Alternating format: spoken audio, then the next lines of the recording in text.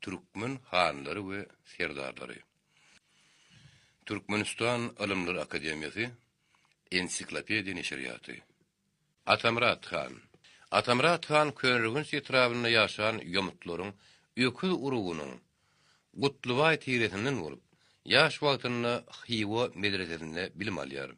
Ol Xiwo hanlygyny ýaşaýan türkmenleriň 1855-nji 67-nji ýyllarda garaşdyrlyk uğruna göreşine başlanýar edýär.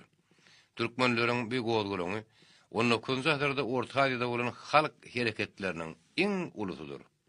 Atamrat Hanyň kakasy Ural Muhammed Serdar we agasy Amaniýat Serdar Xiwo goşunynyň sastabynaky türkmen nökerlerine başlanýar edip, bir näçe gezek harby ýürüýüşlere gatnaşypdyr. Emma Mare etrabyna edilen harby ýürüýüşleriň birinde Amaniýat Serdar milli duýgudaşlyga ýerip, türkmenlerine garşy töweşmekden boyun gaçyranlyk üçin Xiwo Han ony beýik munaradan zyňdyryp öldürdipdir.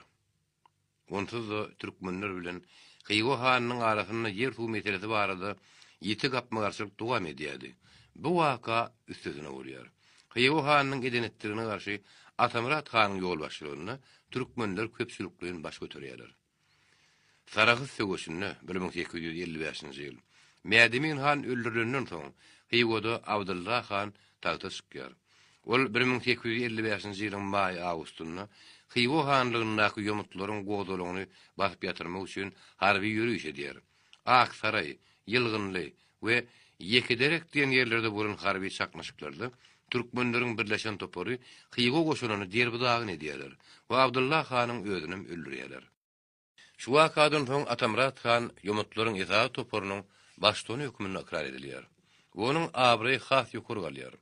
Abdullah Han öldürülenden soň Xiwoda tagta çykan Gutluway Han 1855-nji 56-njy ýyllar türkmen babatda ören hileger fiýazat alyp barýar. Ve maksady şunu hatda ahal mar türkmenlerine de golluk tapmak başarıpdyr. 1855-nji ýylyň noýabr-dekabr aýlaryna bolan aýgatly söwüşde Ýomut, Ýemreli, Şowdur we beýlek türkmen tiri taýpalary Atamrat Hanyň başçylygyna özara birleşip Xiwo goşunyny ýeňýärler. Şondan soň Xiwo hanlygynyň bütün demir galyp gulmataryny Atamrat Han öz hökümdarlygyny ýürüdipdir we türkmenler Xiwo hanyna tabiinlikden çykypdyrlar. 1856-njy ýylyň fevralyna türkmenleriň golluk bermegini Gutluway Han hem öz garyndaş tarapyndan öldürilýär. We Xiwoda tagta 34 ýaşly Seyit Muhammed Han 1856-njy 64-nji ýyllar çykýar. O türkmenler ýara güýji bilen boyun egdirip